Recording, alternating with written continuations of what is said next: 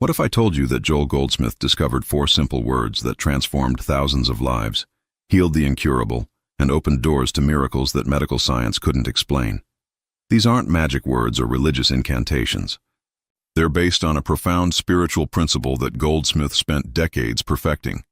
He used them to heal tuberculosis, cancer, financial ruin, and broken relationships when nothing else worked. The results were so consistent that skeptics called them impossible. But here's what made Goldsmith different from other healers. He understood that true healing happens not through force or struggle, but through a complete shift in consciousness.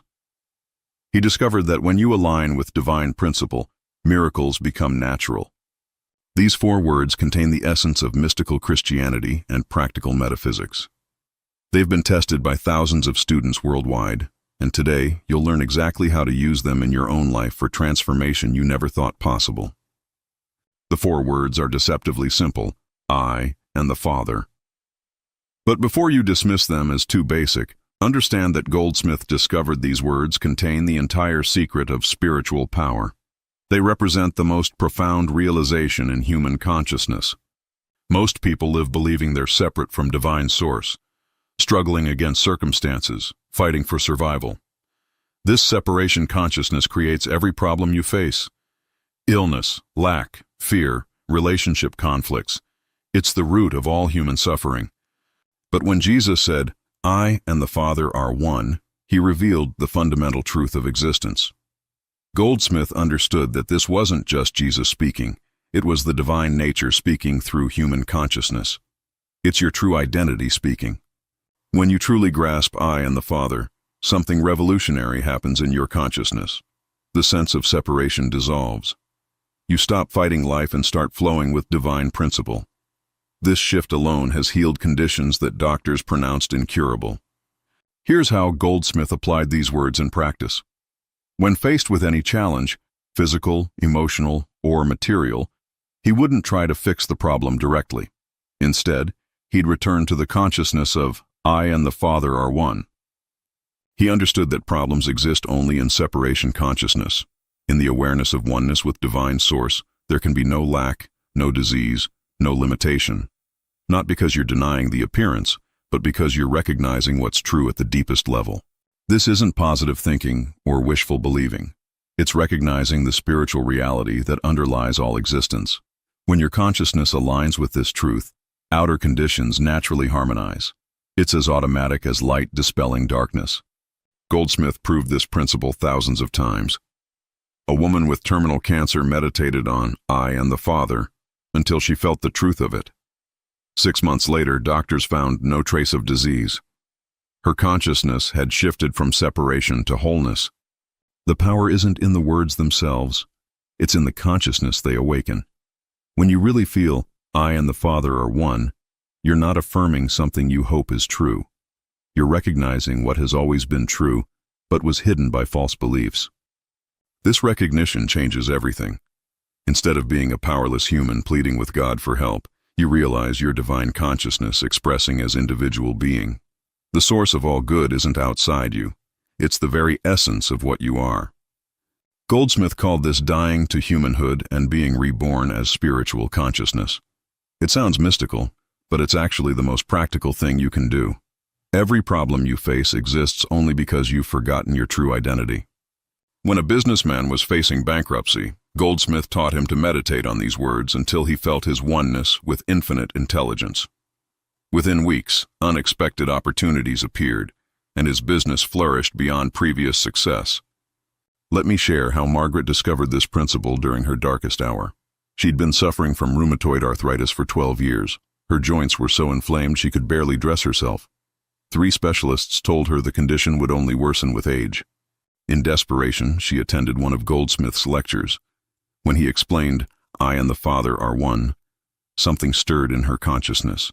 She realized she'd been seeing herself as a victim of circumstances, separate from divine healing power. That night, she sat quietly and contemplated these words. Not as a desperate plea, but as a recognition of truth. I and the Father are one meant her true nature was already whole, already perfect, already free from limitation. Over the following weeks, she practiced returning to this awareness whenever pain or fear arose. Gradually, inflammation decreased. Movement became easier. Within 6 months, her doctor pronounced her completely healed, with no explanation for the transformation. David's story reveals how these words transform financial limitation. He was a talented architect who couldn't find steady work. Bill collectors called daily. His family faced losing their home. Every door seemed closed, every opportunity blocked. When he heard about Goldsmith's principle, David was skeptical. How could 4 words change practical circumstances? But desperation made him willing to try anything. He began each day contemplating, "I and the Father are one." Slowly his consciousness shifted. Instead of seeing himself as unemployed and desperate, he began recognizing his oneness with infinite intelligence and creativity. He felt guided to approach firms he'd previously overlooked. Within 3 months, not only did he secure a position, but 2 firms competed for his services. His new salary exceeded his previous income by 40%. The same creative intelligence that was always present had simply found expression through his transformed consciousness. Sarah's marriage was ending after 23 years. Her husband had become distant and critical. They barely spoke without arguing. Divorce seemed inevitable. She felt like a failure, convinced she'd lost the ability to love or be loved. Through a friend's recommendation, she discovered Goldsmith's teachings. The idea that I and the Father are one initially seemed irrelevant to her relationship problems. How could spiritual consciousness heal a broken marriage? But as Sarah practiced this awareness, something profound shifted. She stopped seeing herself as a wounded wife and began recognizing her true nature as divine love expressing. This wasn't denial of problems. It was remembering her essential wholeness. As her consciousness changed, her entire approach to the relationship transformed. She became less reactive, more compassionate, naturally expressing the love that was her true nature. Her husband noticed the change and began responding differently. Today, they describe their marriage as stronger than ever. These transformations aren't accidents or coincidences. They demonstrate a spiritual principle that Goldsmith spent his life teaching. When consciousness changes, conditions change. Not through manipulation or force, but through alignment with divine law. The secret lies in understanding that your true identity isn't the struggling human personality. It's divine consciousness individualized. When you really grasp, I and the Father are one, you stop trying to get things from God and start expressing as God's presence. This shift from seeking to being changes everything. Health, prosperity, loving relationships aren't things you acquire. They're the natural expression of your true nature when false beliefs no longer obstruct the flow. If these transformation stories inspire you, like this video to help others find these teachings, subscribe for more Joel Goldsmith wisdom, and comment, what healing journey resonated most with you? Beyond the basic principle, Goldsmith developed specific techniques to deepen this realization. The first is what he called the practice of the presence. This means regularly returning to the awareness of I and the Father are one throughout your day. Set aside time each morning to contemplate this truth, not as something you're trying to make happen, but as recognition of what already is. Feel the reality of your oneness with infinite intelligence, love, and creative power. Then, during daily activities, whenever you feel stressed, fearful, or limited, pause and return to this awareness. Don't try to solve the specific problem. Return to the consciousness of wholeness. Let divine intelligence work through your transformed awareness. This isn't escapism from practical responsibilities. It's the most practical approach possible because it addresses the consciousness that creates all outer experiences. Change consciousness, and circumstances naturally align with that new awareness. Goldsmith also taught treatment through recognition. When facing any challenge, instead of seeing it as a problem to solve, recognize it as an invitation to remember your true identity. Every difficulty becomes an opportunity for deeper spiritual realization. If illness appears, don't fight the disease. Recognize the consciousness that knows no sickness. If lack manifests, don't struggle for supply. Realize your oneness with infinite abundance. If relationships suffer, remember your nature as divine love. This approach seems backwards to human thinking, but it's based on spiritual law. The appearance world is effect. Consciousness is cause. When you change consciousness at the causal level, effects naturally transform to match. A student applied this when her son was arrested for drug possession. Instead of panicking or trying to control outcomes, she recognized the truth. I and my Father are one, and this oneness includes my son. She held to this awareness while taking practical legal steps. The third technique Goldsmith emphasized is living from the invisible. Most people live from appearances, what they see, hear, and feel through physical senses. But spiritual consciousness lives from the invisible realm of truth that underlies all appearances. When you know I and the Father are one, you're not denying what appears to be happening. You're recognizing the deeper reality that transcends appearances. You make decisions from spiritual discernment rather than emotional reaction to circumstances. This doesn't mean ignoring practical responsibilities or avoiding necessary action. It means acting from consciousness of wholeness rather than consciousness of limitation. Your actions become expressions of divine intelligence rather than human struggling. A business owner facing potential bankruptcy applied this principle. Instead of making decisions from fear and desperation, he regularly returned to awareness of his oneness with infinite intelligence. Guided by this consciousness, he made strategic changes that not only saved his company, but increased profits. The fourth technique is what Goldsmith called impersonal love. This means recognizing that the love, wisdom, and power flowing through your consciousness isn't personal to you. It's divine principle, expressing as you and through you to bless all creation. When you understand, I and the Father are one, you realize you're not a separate individual trying to get good things for yourself. Your divine consciousness, individualized for the purpose of expressing infinite good. This shifts motivation from self-serving to service. Paradoxically, this impersonal approach brings more harmony to personal experience. When you stop trying to manipulate outcomes for personal benefit and instead become a clear channel for divine expression, life flows with unprecedented ease and abundance. A healer discovered this when she stopped trying to heal people through personal effort and instead recognized divine love flowing through her consciousness. Her effectiveness increased dramatically because she was no longer interfering with spiritual principle through personal will and effort. Now let's address the challenges you'll likely encounter when applying these principles. The biggest obstacle is the human mind's resistance to letting go of separation consciousness. Your ego mind has been programmed to believe in struggle and limitation. When you first begin practicing I and the Father are one, your mind may rebel with thoughts like, this isn't realistic, or nothing is changing. This resistance is normal. It's the old consciousness defending itself against transformation. Don't fight these thoughts or judge yourself for having them. Simply acknowledge them without giving them power. Then gently return to the awareness of oneness. Think of it like training a muscle. Each return to truth strengthens your spiritual consciousness. Remember that Goldsmith himself struggled with this principle for years before experiencing consistent results. Spiritual realization isn't usually instantaneous. It's a gradual awakening that deepens through faithful practice and patient persistence. Another common challenge is the temptation to use this principle as a technique to get what you want rather than as recognition of what you are. If you approach I and the Father are one as a method to manipulate outcomes, you're still operating from separation consciousness. The power lies not in using these words to change circumstances, but in letting them transform your understanding of identity. When you truly realize your oneness with divine source, right action and harmonious conditions naturally follow. This distinction is crucial. If you're practicing this principle to heal a specific condition, attract a particular relationship, or solve a financial problem, you're missing the deeper truth. The practice is about remembering who you really are.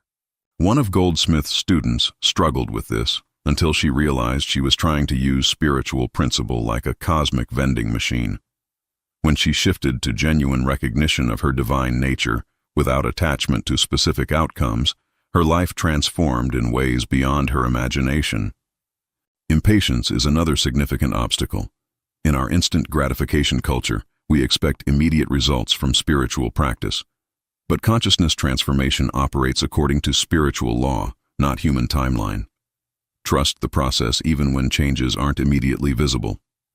Goldsmith often reminded students that spiritual realization is like pregnancy. There's a gestation period before manifestation appears. Your faithful recognition of I and the Father are one is doing invisible work in consciousness that will eventually bear visible fruit. Sometimes the most important changes happen first in your inner experience. Increased peace, clarity, confidence, compassion. These shifts in consciousness are more valuable than external changes because they're the foundation from which all harmonious experiences flow.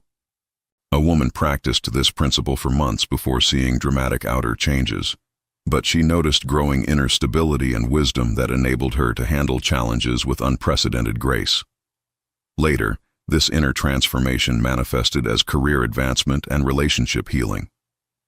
The final challenge is doubt when facing serious difficulties. When confronted with major illness, financial crisis, or relationship breakdown, it's easy to think, this spiritual stuff doesn't work for real problems. This doubt can undermine your practice just when persistence is most crucial. Goldsmith faced this challenge when his wife was diagnosed with tuberculosis. Medical treatment had failed, and doctors offered no hope. In that dark moment, he could have abandoned spiritual principle, but instead, he deepened his practice of oneness consciousness. He spent hours in meditation, not trying to heal his wife, but recognizing the truth that in divine consciousness, there is no separation, no disease, no death. He held to this awareness despite overwhelming appearances to the contrary. His wife recovered completely, but more importantly, Goldsmith realized that spiritual principle is most powerful exactly when human resources are exhausted. Your greatest challenges become opportunities for the deepest spiritual realization. If these challenge-breaking techniques speak to your heart, like to support this content, subscribe for advanced spiritual practices, and comment. Which obstacle are you ready to transform now? Advanced practitioners learn to integrate I and the Father are one into daily activities rather than limiting it to formal meditation periods. This constant awareness transforms ordinary activities into spiritual practice and every moment into opportunity for deeper realization. Begin by practicing presence during routine activities, washing dishes, driving, walking. Instead of letting your mind wander to problems or plans, maintain awareness of your oneness with divine intelligence. Feel this consciousness flowing through your actions. This practice gradually dissolves the artificial separation between spiritual time and ordinary time. You begin to live from the consciousness of oneness rather than just thinking about it during designated prayer periods. A busy executive found that maintaining this awareness during meetings, phone calls, and decision-making transformed her effectiveness. Colleagues noticed her increased wisdom and calm authority. Business results improved because divine intelligence was flowing through her professional activities. Goldsmith taught that genuine spiritual realization naturally expresses as practical wisdom in human affairs. When you truly know I and the Father are one, you don't withdraw from worldly responsibilities. You fulfill them from a consciousness of infinite intelligence and love. This might mean making business decisions from spiritual discernment rather than fear or greed. It could involve parenting from awareness of each child's divine nature rather than controlling behavior through manipulation or threats. Your relationships transform when you stop seeing others as separate personalities who can fulfill or disappoint you, and start recognizing divine consciousness expressing as each individual. This doesn't make you passive, it makes you genuinely helpful. A marriage counselor discovered that when she held awareness of I and the Father are one during sessions, both spouses naturally found solutions that had eluded them for years. Divine wisdom was flowing through her consciousness to bless their relationship. Financial abundance becomes natural when you understand that your supply comes from consciousness rather than external sources. I and the Father are one means you're connected to the infinite intelligence and creativity that is the source of all good. This doesn't mean sitting in meditation expecting money to fall from the sky. It means bringing consciousness of infinite abundance to your work, investments, and business decisions.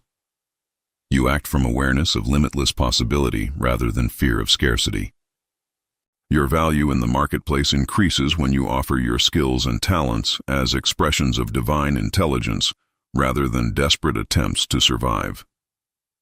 People sense the difference and naturally respond with greater appreciation and compensation. An artist struggled financially until she began creating from consciousness of her oneness with infinite creativity. Her work took on new depth and power that resonated with viewers. Gallery sales increased dramatically because divine beauty was expressing through her consciousness. Physical healing advances when you understand that your true body is spiritual, not material. The physical form is the expression of consciousness, so transformed consciousness naturally produces transformed physical experience. This doesn't mean denying the appearance of illness or avoiding medical care when appropriate. It means recognizing that your essential nature is wholeness itself, and this recognition creates the consciousness in which healing naturally occurs. Goldsmith healed numerous conditions by maintaining awareness that in divine consciousness there is no discord, no degeneration, no limitation. He didn't fight disease. He recognized the spiritual reality that transcends physical appearances. A man with heart disease practiced this principle alongside medical treatment. As his consciousness shifted from identifying with a diseased body to recognizing his spiritual wholeness, his cardiologist documented remarkable improvement that exceeded medical expectations. The ultimate realization is that I and the Father are one isn't a technique you practice. It's the truth you are. When this recognition becomes stable, you stop trying to become spiritual and start living as the spiritual being you've always been. This shift from doing to being marks spiritual maturity. Instead of working to achieve oneness with God, you recognize the oneness that has always existed. Instead of seeking to acquire divine qualities, you express the divine nature that is your essence. Life becomes effortless flow rather than constant struggle. Challenges still appear, but you meet them from consciousness of infinite wisdom and power rather than human limitation. Solutions appear naturally because divine intelligence is your intelligence. A teacher reached this understanding after years of practice. She stopped trying to be spiritual and simply lived from the awareness of her divine nature. Students noticed the change immediately.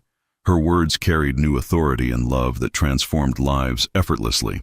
At this level of realization, service becomes natural expression rather than imposed duty. When you know your oneness with infinite love, you spontaneously bless others not from personal effort, but as divine love flowing through your consciousness. Your very presence becomes healing because you're no longer projecting human fears and limitations. People feel safe and elevated in your company because they're sensing divine consciousness expressing as your individual being. This isn't superiority or special status. It's the natural result of recognizing what you truly are. Every human being has this same divine nature, and your realization helps awaken this truth in others through silent recognition rather than preaching. Goldsmith's advanced students reported that simply being in his presence brought healing and peace. This wasn't personality magnetism. It was divine consciousness recognizing itself through his transformed awareness and awakening similar recognition in others. The practical result of sustained practice is what Goldsmith called living the illumined life. This means your daily experience naturally reflects spiritual principles without conscious effort to make it happen. Health, abundance, loving relationships, meaningful work, and inner peace become your normal experience, not because you've manipulated conditions, but because your consciousness aligns with divine harmony. You live from your spiritual center rather than reactive human nature. Problems still arise, but you handle them from wisdom rather than fear, love rather than resentment, confidence rather than anxiety. Your responses naturally dissolve difficulties rather than creating additional conflict. This illumined living is available to anyone willing to persistently practice the recognition that I and the Father are one. It's not reserved for special people. It's the natural result of remembering your true identity and living from that awareness. You now possess the key that unlocked thousands of healings and transformations through Joel Goldsmith's ministry. These 4 words, I and the Father, contain infinite power when recognized as the truth of your being rather than wishful thinking. Your spiritual journey doesn't end with understanding this principle. It begins. Each day offers new opportunities to deepen this realization and express your divine nature more fully. Every challenge becomes an invitation to remember who you really are. Start today with just 5 minutes of quiet contemplation. Feel the truth that you and Divine Source are one. Let this awareness guide your thoughts, words, and actions. Trust that spiritual law will manifest harmony as your consciousness embodies this truth. If your spiritual understanding expanded through these Joel Goldsmith secrets, like this video, subscribe for more transformative teachings, and comment, "I am transformed," to confirm your new path. For centuries, seekers have misunderstood one of the most powerful spiritual secrets ever spoken. When the Master said you need faith, like a mustard seed, to move mountains, nearly everyone got it backwards. They thought it meant having a tiny bit of faith that grows bigger. That interpretation has kept millions trapped in struggle. The mustard seed teaching is not about quantity of faith at all. It is about the quality and nature of that faith. A mustard seed does not try to become a tree. It does not affirm or visualize or beg to grow. It simply contains within itself the complete intelligence and power to fulfill its destiny without effort or doubt. This is the consciousness secret Joel Goldsmith spent his life teaching. Your faith must be like that seed, not in size, but in naturalness. It is not about believing harder or longer. It is about resting in the truth that spiritual law operates as automatically as that seed becomes a tree, without your mental gymnastics. When you finally understand this distinction, everything changes. You stop trying to manufacture faith through repetition and start recognizing the faith that already exists within your consciousness, waiting to unfold as naturally as breath. The world teaches you to pump yourself up with affirmations, to convince yourself through repetition that what you want is already yours. This creates exhausting mental effort. You are trying to make something happen through the force of your belief, and when results do not come quickly, you assume your faith was too weak or too small. But Joel Goldsmith revealed a startling truth. Faith is not something you create or build. It is something you uncover. It already exists in your consciousness as surely as the tree exists in the seed. Your work is not to generate faith, but to remove the mental interference blocking its natural expression and operation. Think about how a seed grows in darkness underground. It does not see the sun, yet it moves toward it with absolute certainty. This is not blind faith or wishful thinking. It is recognition of spiritual law already operating. The seed does not doubt because it is one with the intelligence that created it, completely unified. Your consciousness contains that same divine intelligence. When you stop trying to create faith and start recognizing the spiritual law already present within you, mountains begin to move. Not through your effort, but through the automatic operation of consciousness aligned with truth and divine principle. Here is where most spiritual teaching goes wrong. They tell you to have faith in your faith, to believe that your belief will produce results. This creates a vicious circle of mental strain. You are believing in your ability to believe strongly enough, which is exhausting and ultimately ineffective in transformation. Joel Goldsmith taught something radically different. Your faith must not be in your faith at all. Your faith must be in the spiritual principle itself, in the invisible law that operates regardless of your awareness of it. Gravity works whether you believe in it or not.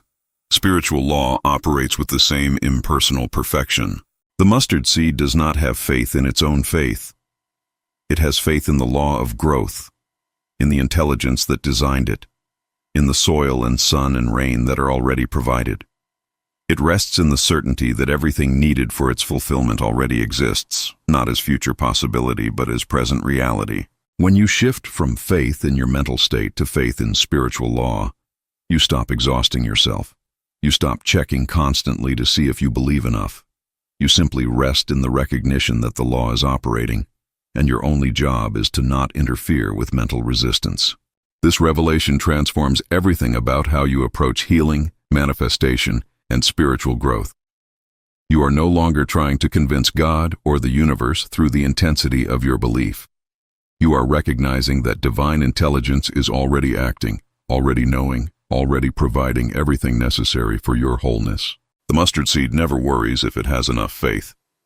It contains complete trust in the process without questioning or analyzing.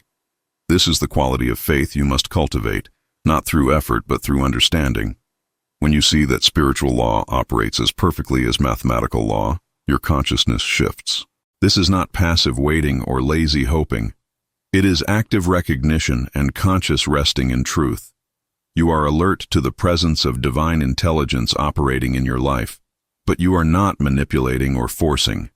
You are allowing consciousness to unfold its inherent perfection naturally. In the next few minutes, we will explore exactly how to apply this revolutionary understanding. You will learn to identify when you are trying to create faith versus recognizing it. You will discover how to remove mental interference, and you will experience the transformation that comes from mustard seed consciousness in operation. Maria struggled with chronic pain for 8 years. She tried every technique, repeated affirmations thousands of times, visualized perfect health daily. She was exhausted from trying to believe hard enough. Then she discovered Joel Goldsmith's mustard seed teaching and everything shifted, though not instantly. The first week, Maria simply stopped trying to create faith. She stopped her endless affirmations and visualizations. Instead, she began each morning recognizing that spiritual law knows nothing of pain or limitation. She was not trying to convince herself of this. She was simply acknowledging truth regardless of her physical experience. For 3 weeks, nothing seemed to change. But Maria noticed something different inside. The desperate mental effort was gone. She was not anxiously checking her pain levels or rating her faith. She was simply resting in the recognition that divine intelligence operates perfectly, whether she feels it immediately or not. In the 4th week, she woke one morning and realized the pain had decreased by half. She did not celebrate or fear losing progress. She simply continued resting in spiritual law. Over 3 months, the pain dissolved completely, not through her mental gymnastics, but through non-interference with consciousness already operating toward wholeness. David faced financial collapse after his business failed. Everyone told him to affirm abundance, to visualize money flowing, to have faith he would be rescued. He tried desperately, but his faith felt hollow because circumstances screamed the opposite. The harder he tried to believe, the more exhausted he became mentally. When David learned the true mustard seed principle, he made a radical shift. He stopped trying to manufacture feelings of abundance or convince himself money was coming. Instead, he began recognizing that spiritual intelligence governs supply as perfectly as it governs the seasons, and this recognition required no emotional proof. The practice felt strange at first. When bills arrived, instead of panicking or forcing positive thoughts, David would simply acknowledge that divine law knows nothing of lack or insufficiency. He was not denying the bills existed. He was refusing to accept them as the final truth of his being. Over 6 months, unexpected opportunities appeared. Not through magic, but through David's consciousness becoming receptive rather than desperate. A former colleague offered partnership in a new venture. Clients from years past suddenly returned. The shift happened because David stopped interfering with spiritual intelligence operating through his consciousness naturally. Jennifer wanted to heal her damaged relationship with her daughter. They had not spoken in 2 years after bitter conflicts. She prayed constantly, visualized reunion, tried to have faith they would reconcile. But nothing changed because her faith was really fear disguised as hope, forcing outcomes. Joel Goldsmith's teaching showed Jennifer her mistake. She was trying to use faith as a tool to manipulate circumstances and force healing. Real mustard seed faith meant recognizing that love is the nature of spiritual consciousness, operating whether the outer picture shows it or not, beyond her control. Jennifer stopped her mental campaigns to create reconciliation. Instead, she began each day recognizing that divine love governs all relationships, that spiritual law knows only wholeness and unity. She sent no manipulative texts or forced contact. She simply rested in truth, operating beyond her limited vision of how healing should appear. 8 months later, her daughter called unexpectedly. The conversation was tentative but genuine. Over a year, they slowly rebuilt trust. Jennifer understood this happened not because her faith produced results, but because her non-interference allowed consciousness to operate naturally. The healing was already happening invisibly before any outer change appeared. These stories reveal the pattern. Transformation happens not through intensity of belief, but through recognition of spiritual law already operating. Maria, David, and Jennifer each stopped exhausting themselves, trying to create enough faith. They shifted to resting in the automatic operation of divine intelligence, like the seed rests in growth law. This is not instant magic or overnight miracles. Notice the time frames: weeks, months, even a year. True spiritual consciousness unfolds according to its own intelligence, not your anxious timeline. Your job is not to speed it up through mental effort, but to stop slowing it down through interference and resistance. The mustard seed does not grow faster when you dig it up daily to check progress. Your healing, supply, and relationships do not accelerate when you constantly measure your faith level or doubt the process. You must learn the art of recognition without manipulation, of trust without control, of faith as resting rather than striving. If these transformation stories inspire you to understand faith differently, like this video to help others discover this revolutionary teaching, subscribe for more Joel Goldsmith wisdom, and comment which story resonated most deeply with your own spiritual journey today. Beyond the basic mustard seed principle, Joel Goldsmith taught specific techniques to help you shift from manufactured faith to recognize truth. The first technique is what he called spiritual awareness rather than mental treatment. You stop trying to change conditions and start recognizing what is already spiritually true, regardless of appearances or feelings. When you face a challenge, your habit is to immediately begin mental work to fix it. You pray for change, affirm the opposite, visualize solutions. This entire approach assumes something is wrong that your mind must correct. But mustard seed consciousness recognizes that spiritual reality is already perfect, complete, and operating according to divine law. Here is the practice. When confronting any problem, pause before rushing into mental treatment. Ask yourself not what you need to believe or visualize, but what is already spiritually true about this situation. If it is illness, the spiritual truth is that divine life is the only life, incapable of disease or deterioration. You are not trying to make this true through faith. You are recognizing it is already true, operating invisibly beneath the visible condition. Your awareness of this truth does not cause healing. Your awareness allows healing that is already happening in consciousness to manifest outwardly, without your mental interference blocking the natural flow. The second complementary technique is what Joel called the practice of not outlining. This is crucial because most people sabotage their own spiritual unfoldment by demanding specific outcomes. You pray for healing but specify exactly how and when it should appear. You ask for supply but insist it come through particular channels. The mustard seed does not tell the universe it wants to be exactly 4 feet tall by next Tuesday. It contains the intelligence to fulfill its nature, and it trusts the process completely. When you outline specific results, you are operating from limited human perception, blocking infinite intelligence from working in ways beyond your imagination. Practice releasing all pictures of how your good should appear. If you need healing, recognize spiritual wholeness without demanding the symptoms disappear by Friday. If you need supply, acknowledge divine abundance without insisting your employer give you a raise. Let spiritual law operate according to its own perfect intelligence. This feels risky to the human mind. You fear that without specific demands, nothing will happen. But the opposite is true.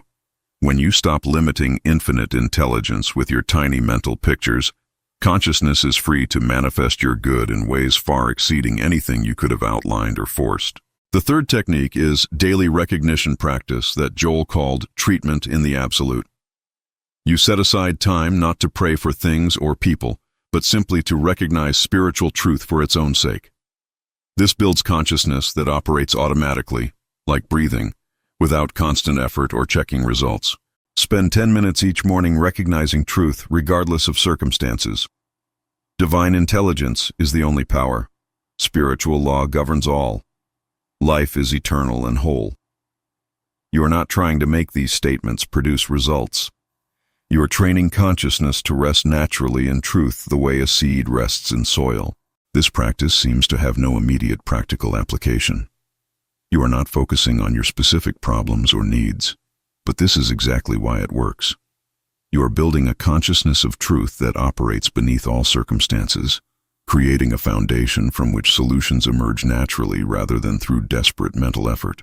Over weeks and months, you notice something profound. Problems that would have triggered panic and frantic prayers now barely disturb you. Not because you have become passive, but because your consciousness rests in something deeper than circumstances. You are living from mustard seed faith that operates automatically, requiring less and less conscious effort. The fourth technique Joel taught is instantaneous recognition in the midst of crisis. When fear or doubt strikes suddenly, you do not need a 30-minute meditation to remember truth.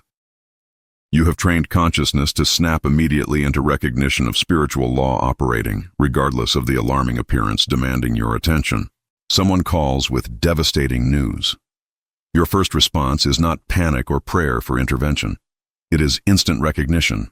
Divine intelligence is operating perfectly right now. This does not deny the problem exists in appearance. It refuses to accept appearance as the final truth overriding spiritual law. This becomes second nature with practice. Like a musician who no longer thinks about finger placement, you begin recognizing spiritual truth automatically in every situation. Your consciousness shifts from reactive fear to responsive trust. Not trust in outcomes matching your desires, but trust in spiritual law operating according to divine intelligence. These four techniques work together. Daily recognition builds consciousness. Non-outlining releases control. Spiritual awareness shifts focus from fixing to recognizing. Instant recognition handles crises. Combined with the basic mustard seed principle, they create a completely transformed approach to life where faith is no longer something you manufacture but something you rest in naturally. The most common obstacle people encounter is the gap between recognition and manifestation. You recognize spiritual truth faithfully for days or weeks, but circumstances remain unchanged or even worsen. Your mind screams that the teaching is not working, that you are doing something wrong, that perhaps you lack sufficient faith after all. Joel Goldsmith addressed this challenge directly. The gap between spiritual recognition and visible manifestation is not evidence of failure. It is the testing ground where shallow mental agreement becomes deep consciousness. The seed does not doubt during the invisible growing period underground. Your faith must maintain recognition even when outer evidence contradicts. This is not blind stubbornness or denial of reality. It is understanding that spiritual cause precedes material effect, sometimes by weeks or months. When you plant a seed, you do not dig it up after 3 days to check if it is working. You trust the invisible process. Your spiritual recognition is planting seeds in consciousness. The temptation is to abandon the practice when quick results do not appear. But this is precisely when your faith is shifting from mental technique to consciousness. If you return to old patterns of desperate prayer and anxious affirmation, you interrupt the natural unfoldment. Stay with recognition regardless of timing. Trust the invisible process. Another challenge is the voice of reason that calls spiritual recognition foolish or irresponsible. When facing serious illness, financial crisis, or relationship breakdown, practical people tell you to stop all this mystical nonsense and take real action. Your own mind joins the chorus, insisting that recognition without action is lazy escapism. Joel taught that spiritual recognition and practical action are not opposites. You act from consciousness rather than panic. When you recognize spiritual law operating, you become receptive to divine intelligence guiding appropriate action. But the action flows from trust rather than desperation, from recognition rather than fear, from consciousness rather than mental manipulation. The difference is profound. Fear-based action is frantic, controlling, exhausting. Consciousness-based action is peaceful, effective, sustainable. You are not forcing outcomes through willpower. You are allowing intelligence to guide you, taking steps that feel right without anxiety about results matching your limited vision of success. If someone criticizes your approach as passive or impractical, you need not defend or explain. Simply continue recognizing spiritual truth while taking whatever actions consciousness guides. Over time, results will speak louder than arguments. Your life becomes evidence that faith as recognition rather than manipulation actually works in practical reality. The third major obstacle is doubt that arises from past failures. You have tried spiritual techniques before. You had faith, you prayed, you visualized, and nothing happened. Now when you hear about mustard seed faith, your mind whispers that this will fail too. Past disappointment creates resistance to present recognition. Joel would say your past attempts failed not because spiritual law does not work, but because you were operating from manufactured faith rather than recognized truth. You were trying to use faith as a tool to get what you wanted, rather than resting in spiritual principle operating regardless of personal desire or outcome. This time is different not because you are trying harder, but because you understand differently. You are not attempting to create enough faith to move mountains. You are recognizing that spiritual law moves mountains automatically when consciousness stops interfering. The seed never failed. Your digging it up constantly to check progress prevented natural growth. Release your past spiritual disappointments. They were learning experiences showing you what does not work. Now you are approaching faith in an entirely new way. Not as manufactured belief, but as recognized law. Let go of fear that this will fail like previous attempts. This is not another technique. This is consciousness transformation. The final major obstacle is the addiction to seeing and measuring progress. You want evidence that your recognition is working. You check your bank account daily when practicing supply consciousness. You monitor symptoms hourly when recognizing health. This constant measuring is itself the interference blocking natural unfoldment. The mustard seed grows in darkness without measurement. It does not pause growth to verify progress every few hours. When you constantly check whether your recognition is producing results, you are operating from doubt disguised as vigilance. Real faith as recognition requires releasing all need for immediate visible confirmation. Practice blind recognition. Acknowledge spiritual truth operating whether you see evidence or not.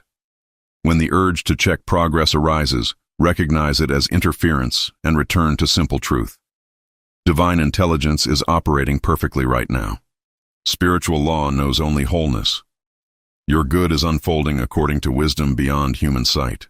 If these obstacle-breaking techniques speak to your heart and show you why faith has not worked before, like to support this transformative content, subscribe for advanced Joel Goldsmith teachings, and comment which obstacle you are ready to release right now. Advanced integration means applying mustard seed consciousness to every area of life simultaneously, not just your current crisis.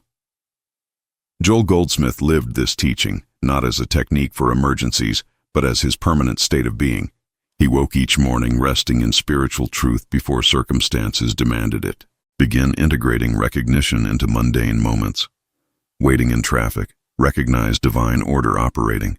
Preparing meals, acknowledge infinite supply. Interacting with difficult people, see spiritual identity beyond personality. These micro-recognitions build consciousness that operates automatically, so when crisis comes, you do not have to manufacture faith suddenly. This is not adding more spiritual busywork to your day. It is shifting the foundation from which you live. Instead of moving through life in human consciousness and switching to spiritual consciousness only when problems arise, you maintain spiritual recognition as your baseline, and human concerns become the temporary interruption. The challenge here is consistency without strain. You are not trying to maintain perfect awareness every second. That creates exhausting hypervigilance. You are simply returning to recognition naturally throughout the day, the way you return to breathing without thinking about it. This builds consciousness that requires less and less conscious effort over time. Another advanced application is recognizing spiritual truth for others without telling them or trying to fix them. When someone shares a problem, your habit is to offer advice, sympathy, or try to help practically. Joel taught something deeper. Silently recognize spiritual truth about that person, knowing that consciousness is one and your recognition affects the whole. Someone tells you about their illness. Instead of sympathizing with the disease or advising treatment, you silently recognize their spiritual wholeness. You do not share this recognition or try to convince them. You simply hold truth in consciousness, knowing that spiritual law operates for them whether they are aware of it or not. This practice feels strange because you appear to do nothing visible. But consciousness is cause, and consciousness is shared. Your recognition of spiritual truth about another person is not wishful thinking or metaphysical manipulation. It is acknowledging what is already true, allowing that truth to operate without the interference of mutual fear and sympathy. Do not tell people you are recognizing truth for them. This often creates resistance or dependence. Simply maintain spiritual awareness silently while interacting normally. Offer practical help when appropriate, but from consciousness of their wholeness rather than belief in their limitation. This combination of practical compassion and spiritual recognition serves others most effectively. Advanced practice also means recognizing spiritual truth in the face of seeming tragedy or permanent limitation. This is where mustard seed faith proves its depth. Anyone can recognize truth when circumstances are mildly challenging. Can you recognize spiritual law operating when the diagnosis is terminal, or the loss seems final, or the limitation appears permanent? Joel faced this repeatedly in his healing practice. People came after doctors declared their cases hopeless. He did not try to convince himself or them that everything would be fine. He simply recognized that spiritual life knows nothing of terminal or hopeless, that divine intelligence is operating regardless of medical pronouncement. This does not mean you deny practical reality or stop appropriate treatment. It means you refuse to accept material appearance as the final truth overriding spiritual law. You recognize both the appearance and the deeper truth simultaneously, holding spiritual reality as the ultimate substance beneath visible conditions. Not everyone who received Joel's recognition experienced physical healing, but everyone experienced consciousness shift, peace that transcends circumstances, spiritual awakening regardless of body changes. This is true healing, consciousness recognizing its spiritual nature even when material conditions remain challenging. Faith as recognition succeeds even when faith as outcome demanding appears to fail. The ultimate advanced application is living from permanent spiritual identity rather than temporary human personality. You begin recognizing yourself as consciousness in which all experience appears, rather than a person having consciousness. This is the deepest meaning of mustard seed faith. Your very nature is spiritual law operating. This sounds abstract, but it transforms everything. When you identify as consciousness rather than body or person, challenges lose their power to define you. You face illness, lack, or conflict not as threats to your being, but as temporary appearances within consciousness that you are. The seed is one with the intelligence that created it, completely unified. Practice this throughout the day. Instead of thinking I am sick or I am broke or I am afraid, recognize I am the consciousness in which sickness, lack, and fear appear temporarily. You are not denying the experience. You are shifting identity from the experience to the consciousness witnessing it, which remains whole regardless. This is Joel Goldsmith's ultimate secret. Faith like a mustard seed means recognizing your spiritual identity as surely as the seed recognizes its nature. You stop trying to have enough faith and start being the consciousness in which all faith and doubt, all success and failure, all life and death appear. From this recognition, mountains move naturally. Now we arrive at total transformation, seeing your entire life through the lens of mustard seed consciousness. You no longer divide experience into spiritual moments and ordinary moments. Everything becomes opportunity to recognize spiritual law operating, from waking to sleeping, from challenge to triumph, from crisis to peace. Your morning coffee is not just caffeine intake. It is recognition of divine substance sustaining all life. Your work is not just earning money. It is consciousness expressing infinite creativity and supply. Your relationships are not just human interactions. They are spiritual identities recognizing themselves in each other, beyond personality and conflict. This does not make you disconnected or impractical. You become more effective, not less. When you stop exhausting yourself trying to manufacture faith for everything, energy flows into actions guided by consciousness rather than panic. You accomplish more with less effort because you are not fighting reality but recognizing deeper reality operating. People may notice something different about you. Not that you are suddenly perfect or problem-free, but you carry a quality of unshakable peace beneath circumstances. You face challenges without the desperate edge that characterizes most human struggle. You have discovered what Joel called conscious union with God, living as the mustard seed lives, one with the intelligence expressing through it. The transformation extends beyond your personal life into how you see the entire world. When you watch the news, you no longer sink into despair about humanity's problems. You recognize spiritual law operating beneath all appearances, working toward harmony even through chaos. This is not naive optimism. It is faith as spiritual recognition rather than hope for preferred outcomes. You begin seeing every person as consciousness expressing in unique form, even those whose actions you find difficult or harmful. You do not condone wrong behavior, but you refuse to see anyone as ultimately separated from spiritual intelligence. Your recognition of their spiritual identity does not depend on their recognition of it. This creates a life of profound peace without passivity. You take action when consciousness guides. You speak truth when appropriate. You set boundaries when necessary. But underneath all activity, you rest in the recognition that spiritual law is operating perfectly, that divine intelligence is unfolding according to wisdom you cannot fully see. Your transformation becomes silent testimony to others. You do not preach or explain unless asked. You simply live from mustard seed consciousness, and others notice the difference. Some ask about your peace. Others criticize your strange faith. All responses are fine. You are not trying to convert anyone. You are simply being the seed that grows naturally. As transformation deepens, you realize the teaching was never about moving physical mountains. The mountains that move are the mountains of consciousness, fear, doubt, limitation, separation, unworthiness. These inner mountains that have blocked your experience of wholeness dissolve in the presence of spiritual recognition operating naturally. You look back at where you began, exhausted from trying to create enough faith to change circumstances. Now you rest in recognition that spiritual law operates regardless of your awareness or effort. This is not laziness. It is the hardest and most subtle work, getting yourself and your mental manipulation out of the way. The paradox is complete. You have more faith now not because you tried harder to believe, but because you stopped trying altogether. You discovered that faith, like a mustard seed, means being what you are spiritually, rather than trying to have what you lack humanly. The seed does not try to be a tree. It simply is what it is, naturally. Joel Goldsmith spent decades teaching this single principle in countless variations. Now you understand why he never tired of pointing to this truth.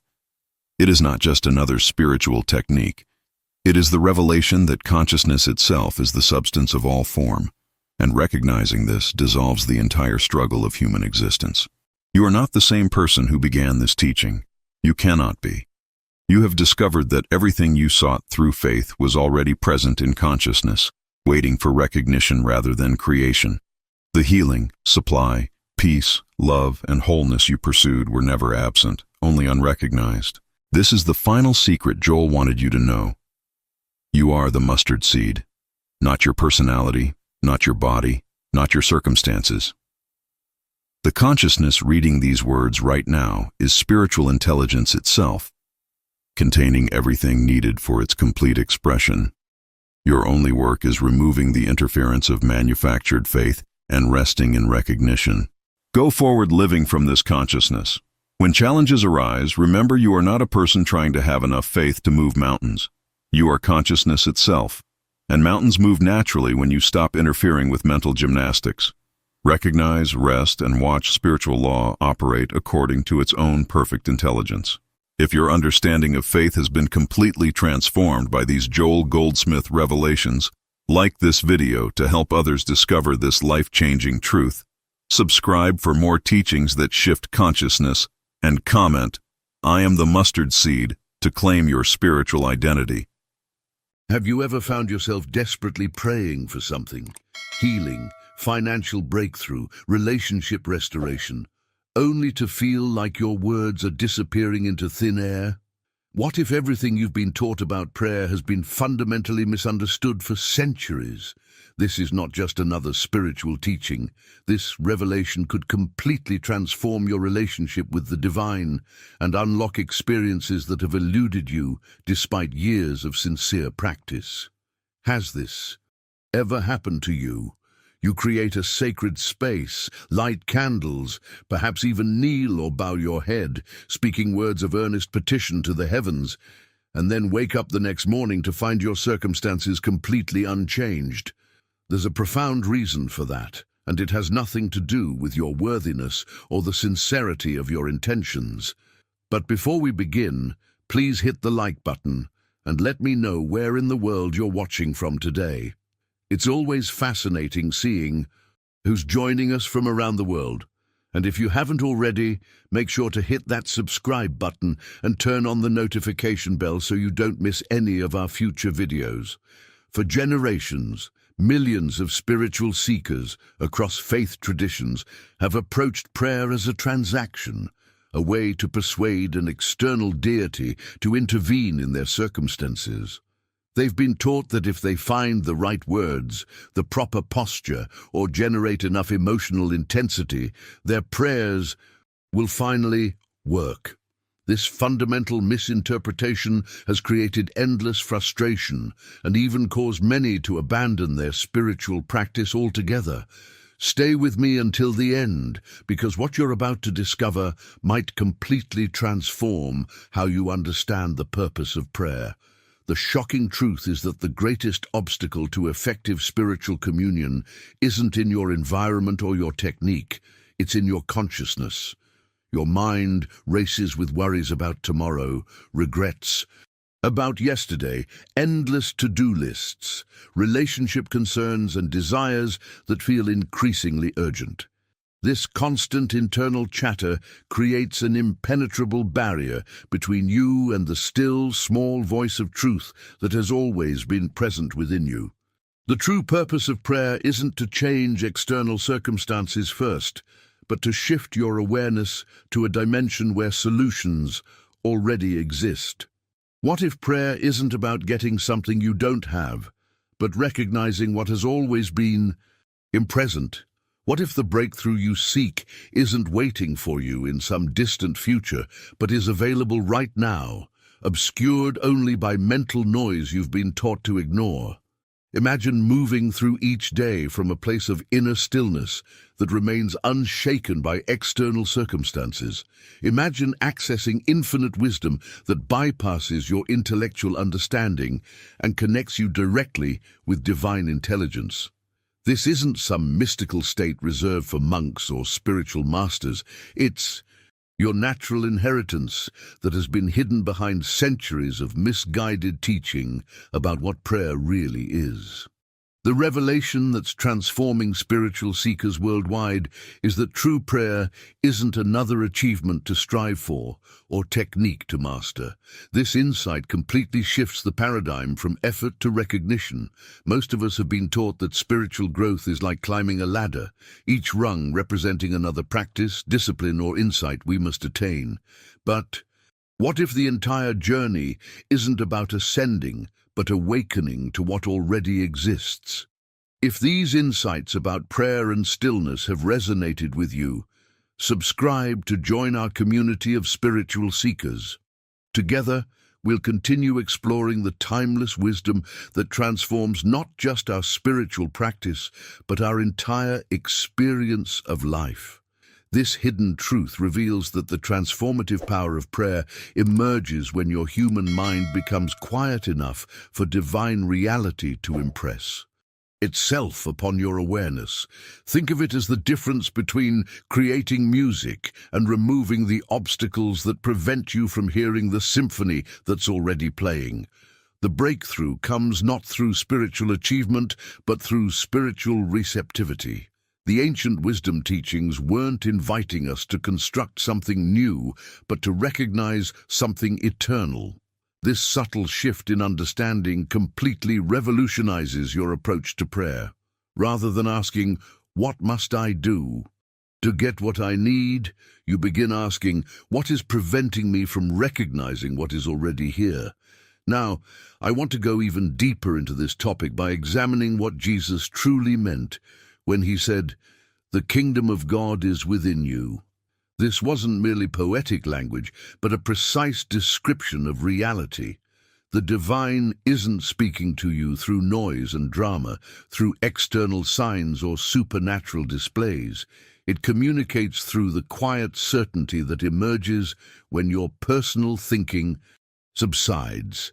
This revelation completely transforms your understanding of spiritual growth. The journey isn't about acquiring something you lack, more wisdom, more peace, more abundance. The fundamental obstacle is your inability to recognize what you already possess. This insight creates a profound paradigm shift in consciousness. Instead of approaching prayer as a beggar seeking favors, you approach as an heir recognizing your inheritance.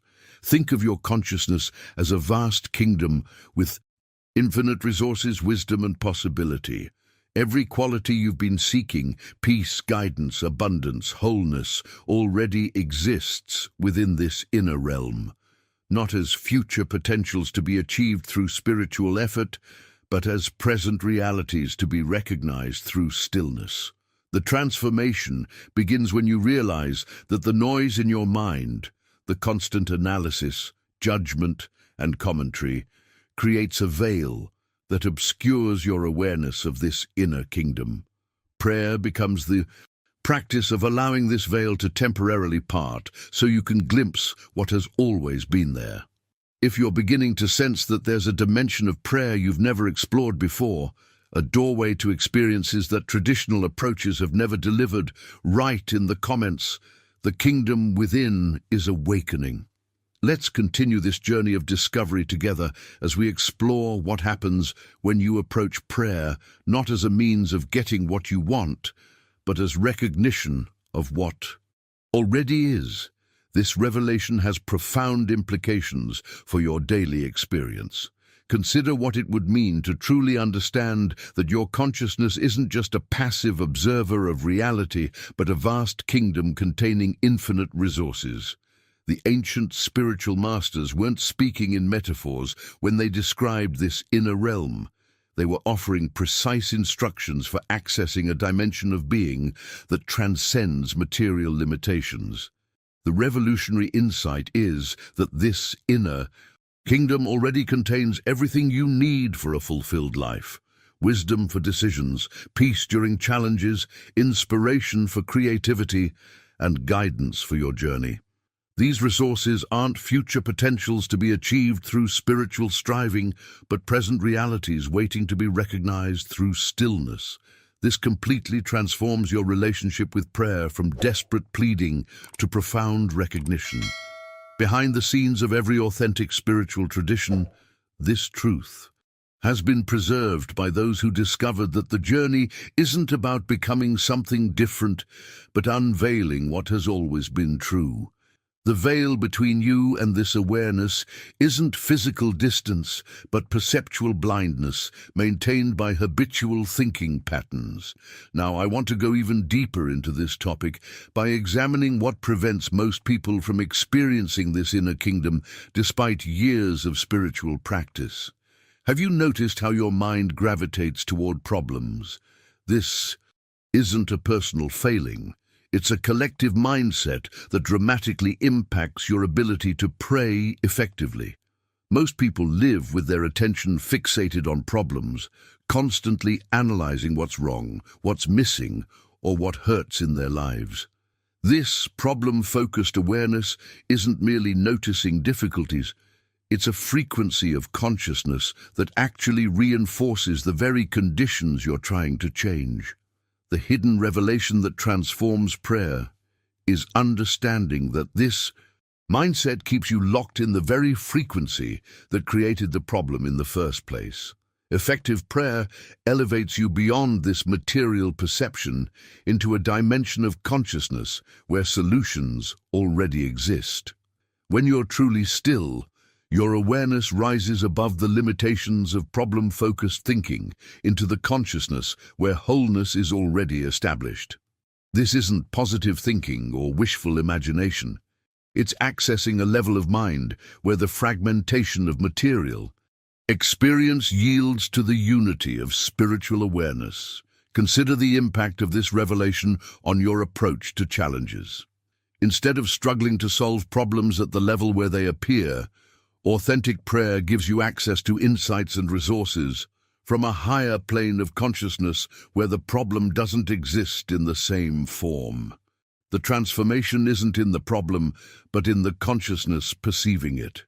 If you're beginning to recognize how your own problem-focused awareness might be creating a barrier between you and the inner kingdom of infinite resources, write in the comments, "Shifting my perception." This awareness alone begins to dissolve the very patterns that have limited your spiritual experience.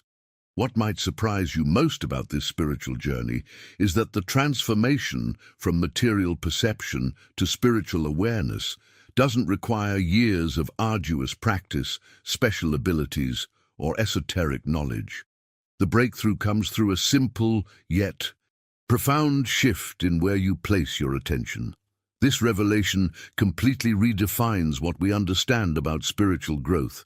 It's not about building something new, but redirecting awareness to what already exists. This mindset shift has created remarkable transformations for countless individuals.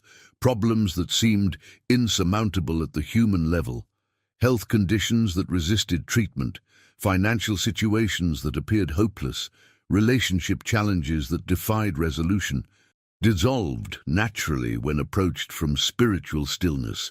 Not because circumstances magically changed, but because perception shifted to a level of consciousness where solutions already existed but had been invisible to problem-focused awareness. The remarkable aspect of this practice is that it works not by changing external conditions first, but by transforming your perception. When perception shifts, experience naturally follows. Your external world begins to reflect the stillness you've discovered within, not because you've manipulated circumstances, but because you're seeing from a different dimension of consciousness. Now, I want to go even deeper into this topic by addressing a common misconception that creates frustration for many spiritual seekers. Many people misunderstand stillness, believing it to be an empty mental state or the complete absence of thought. This misconception has led countless individuals to struggle with emptying their minds, only to find thoughts constantly intruding, creating a sense of failure in their prayer practice. The breakthrough comes when you realize that true prayer isn't emptiness, it's receptivity. Think of your consciousness not as a creator, but as a receiver. In genuine stillness, you become a clear channel for divine intelligence to flow through effortlessly. This shift in understanding completely revolutionizes your approach to prayer, because you're no longer trying to force yourself into an artificial state of mental blankness. Instead, you're cultivating an open receptivity to the wisdom that divine mind is already speaking. The analogy that perfectly illustrates this is a radio receiver. The music is already broadcasting on every frequency. When you practice stillness in prayer, you're not creating the music. You're simply adjusting your inner dial to receive what is already being transmitted on the frequency of spirit. This perspective removes the strain from prayer, transforming it from effort into reception. This revelation fundamentally changes your relationship with the divine. Prayer becomes less about what you do and more about what you allow, less about what you say and more about how you listen. The quality of receptivity opens doors to guidance, insight, and peace that striving could never produce. If you're beginning to sense how this perspective could transform your approach to prayer, moving it from struggle to receptivity, write in the comments, "Becoming a receiver." This simple shift from trying to create connection to allowing what already exists might be the very key that unlocks experiences that have eluded you despite years of sincere practice. Here's where we discover the most fundamental obstacle that prevents effective prayer, what spiritual masters have called the separated self-illusion. This deeply ingrained belief that you exist as a separate entity apart from divine presence has created an invisible barrier that undermines almost all spiritual practice. This core misconception is so embedded in our cultural mindset that it shapes our approach to prayer without our conscious awareness. Think about it. Most people pray, meditate, or practice stillness as if they are separate beings trying to connect with something outside themselves. This paradigm creates a framework where prayer becomes an attempt to bridge an imaginary gap. It's like trying to connect to Wi-Fi while believing your device has no receiver. This revelation completely transforms your understanding of what prayer actually is. The revolutionary shift occurs when stillness becomes a recognition of your oneness with infinite source rather than an attempt to bridge an imaginary gap. You're not separate from the divine presence you seek to know. You're an individualized expression of it. This truth transforms prayer from a technique into a recognition of what already is. Subscribe to continue this journey of spiritual discovery with me. Each video uncovers hidden truths that have been preserved by mystics throughout the ages, but often overlooked in contemporary teaching. Now, I want to go even deeper into this topic by exploring what spiritual teachers have called the principle of divine already, a revolutionary insight that completely reshapes your entire approach to prayer. This principle affirms that God's nature and presence already exists in complete fullness, whether or not human consciousness recognizes it. This revelation utterly transforms how we understand spiritual practice. Your stillness in prayer doesn't create divine presence. It simply allows you to perceive what has never been absent. It's like drawing back a curtain to reveal sunlight that was always shining. The sunlight doesn't begin when you open the curtain. It was always there, waiting to be acknowledged. The mindset shift this creates is profound. Prayer transforms from a desperate struggle to change reality into a peaceful alignment with what eternally is. This understanding releases the anxiety and strain that often accompanies spiritual practice, replacing it with a deep sense of rest in divine all-readiness. You're not trying to make something happen through spiritual effort. You're allowing yourself to recognize what has always been true. This isn't just abstract philosophy. It creates tangible transformations in people's lives across every dimension of experience. The journey of prayer becomes not about adding something new to your life, but removing the obstacles to recognizing what is already present in its fullness. This principle dissolves the desperate quality that often characterizes spiritual seeking, replacing it with peaceful recognition. If this revelation about the divine already is starting to illuminate your understanding of why traditional prayer often feels like speaking into a void, write in the comments, "I am not separate." This recognition might be the missing key that transforms your entire relationship with prayer and divine presence. These principles might seem abstract, but their impact on real lives reveals their transformative power. Consider Helen's journey, which perfectly illustrates how this revelation changes everything. For years, Helen had sought financial breakthrough through affirmations, visualizations, and desperate prayers. She attended every prosperity workshop, repeated affirmations daily, and believed she was doing everything right. Yet her bank account remained empty, and opportunities seemed to pass her by. The turning point came when Helen discovered the hidden truth about prayer. She realized that her frantic spiritual activity was actually reinforcing her consciousness of lack. Each affirmation subtly emphasized what she didn't have. With this insight, Helen made a radical change in her approach. She stopped all the spiritual techniques and instead began daily periods of quiet recognition of divine completeness. For 2 months, she simply sat in stillness for 20 minutes each day, not asking for anything, but resting in the awareness of infinite abundance as the very nature of reality. She stopped obsessively checking her bank balance and worrying about bills.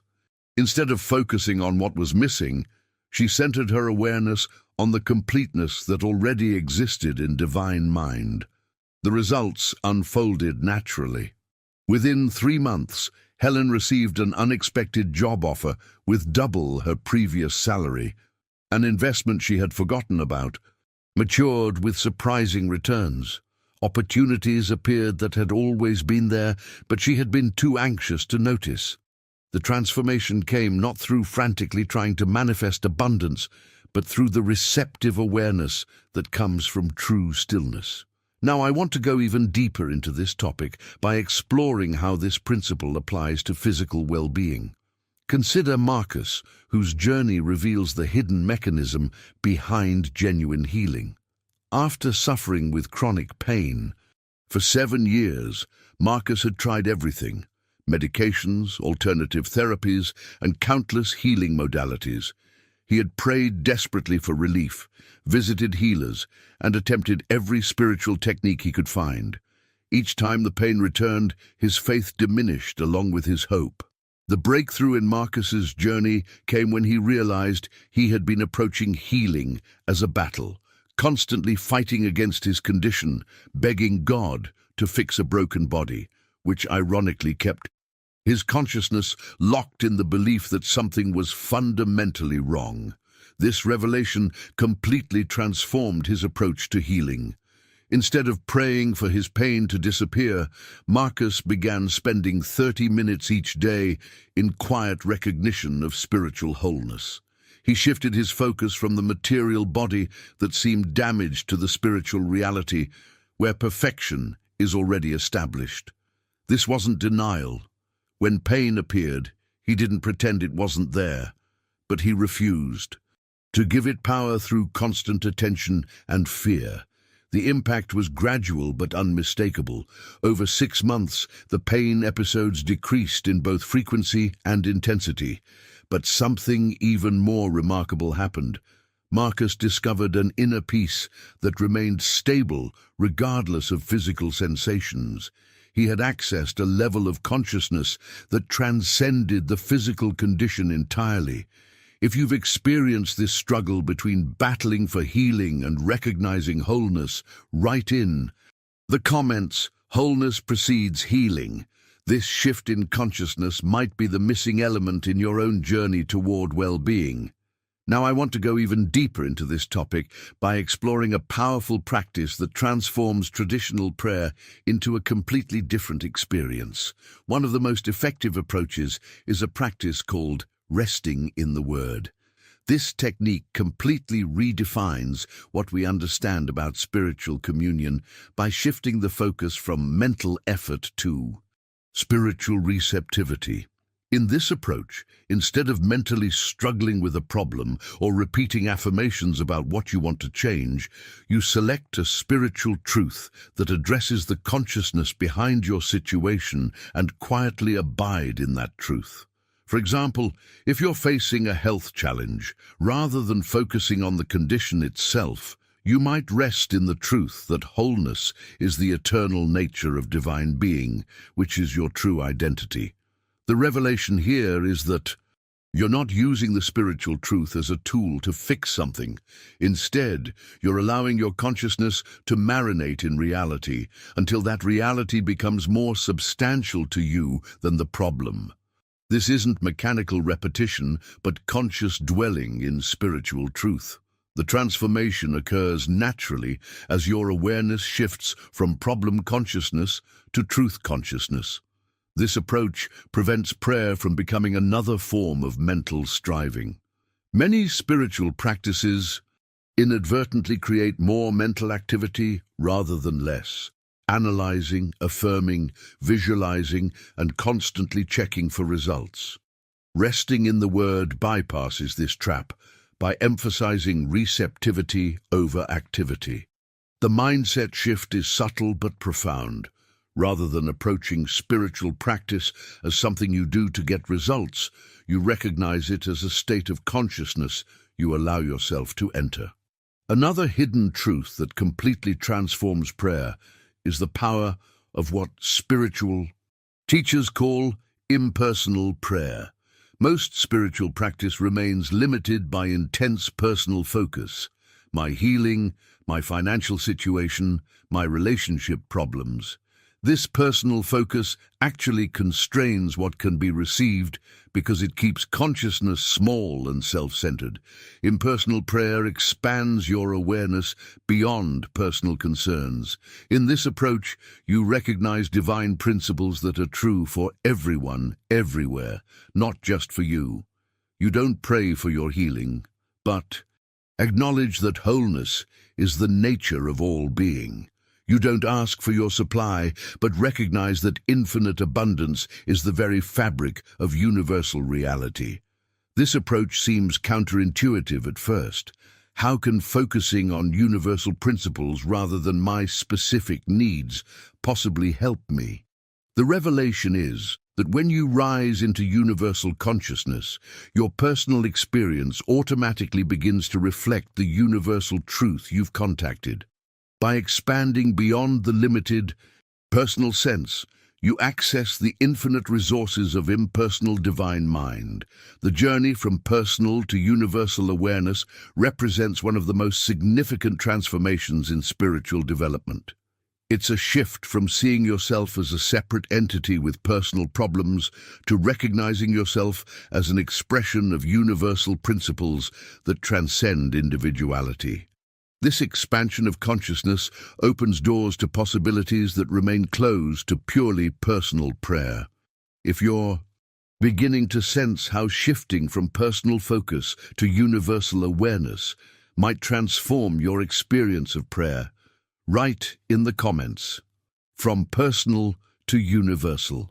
This expansion of consciousness might be the very breakthrough that transforms prayer from desperate pleading to spiritual recognition. One of the most significant obstacles to experiencing the true power of prayer is our attachment to mental pictures. When we approach spiritual practice, our human mind immediately creates detailed images of how answers should look, when they should arrive, and what form they should take. Have you noticed how specific your expectations become when you're seeking a solution? This mental imaging happens almost automatically, often without our conscious awareness. What many spiritual seekers discover is that these mental pictures actually become barriers that prevent us from receiving what divine intelligence is already providing. When we insist that our healing must come through a particular treatment, that our financial supply must appear through a specific channel, or that our relationship must unfold according to a predetermined script, we close ourselves to countless other possibilities. The hidden truth is that divine mind has infinite ways to provide what you need. Your limited human thinking can only conceive of a few possibilities based on past experience and current knowledge. True prayer includes holding your preferences lightly, stating your need clearly, but remaining open to solutions beyond what you could imagine. This doesn't mean you abandon all desires or preferences. It means you approach them with an open hand rather than a clenched fist. You might articulate your need or question clearly, then add silently, "this or something better for the highest good." This mindset creates the receptive state where unexpected and often superior solutions can emerge. Gregory, a businessman facing bankruptcy, discovered this principle when traditional solutions failed him. Instead of desperately clinging to his mental picture of how his business should be saved, he practiced stillness, releasing his specific demands and opening to wisdom beyond his limited perspective. The solution that eventually emerged looked nothing like what he had imagined, yet created a more sustainable business than he had before the crisis. Now, I want to go even deeper into this topic by exploring what happens when prayer transforms from something you do to something you are. When you truly understand the principles we've been exploring, life's entire landscape transforms. Stillness becomes your natural state, not something you occasionally practice, but the very foundation of your moment-by-moment experience. This shift isn't about adding more spiritual practices to your already busy life. It's about recognizing the sacred nature of your everyday existence. The stillness that spiritual teachers have spoken of for centuries isn't passive resignation, but active recognition of what already is. It's the moment-by-moment awareness that divine intelligence lives as you, through you, and all around you. This recognition dissolves the artificial barriers between sacred and secular, between spiritual practice and daily living. Ordinary experiences, preparing a meal, having a conversation, solving a work challenge, transform into opportunities for spiritual awareness. The beauty of this teaching lies in its simplicity and accessibility. You don't need special abilities, years of intensive training, or complex rituals to experience it. If something in this message has sparked a recognition in you, perhaps a sense that you already knew these truths but had forgotten them, Write "divine stillness awakens in me" in the comments below. This remembrance might be the very doorway to experiencing prayer in a dimension you've always sensed but never fully accessed. My hope is that something in this message has sparked a recognition in you, perhaps a sense that the true purpose of prayer has been within your reach all along, waiting only for this shift in understanding. The journey we've explored today isn't about mastering new techniques, but remembering what your soul has always known. If you've resonated with these insights about stillness, receptivity, and the divine already, I'd love to continue this journey of exploration with you. Subscribe to join our community of spiritual seekers who are discovering the transformative power of authentic prayer in an increasingly chaotic world. The principles we've discussed today aren't just concepts to think about, but invitations to a completely different experience of the divine. If this message feels like it was meant specifically for you, as if it's answering questions you've carried within, leave a comment saying, "This message found me at the perfect time." I read every comment and am deeply moved by the stories of transformation that emerge from this community. If you found value in these revelations about prayer, a simple like helps others discover this message who might be struggling with the same questions you've carried. There's a video right here about the forgotten teaching of Jesus that changes everything, that perfectly complements what we've explored today. Click and continue this journey of spiritual discovery with me there.